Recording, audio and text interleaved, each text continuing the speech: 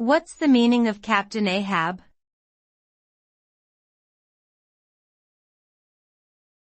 Captain Ahab.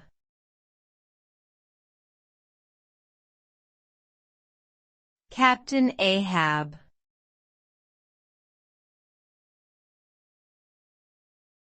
Captain Ahab.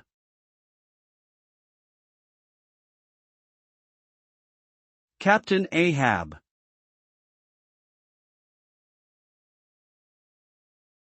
Captain Ahab is a fictional character in the novel Moby Dick by Herman Melville. He is the captain of the whaling ship Pequod and is obsessed with hunting down the white whale, Moby Dick, who had previously injured him. Ahab is often used as a symbol of obsession and revenge. The name Ahab has also become a cultural reference to someone who was consumed by a singular goal or obsession, regardless of the consequences.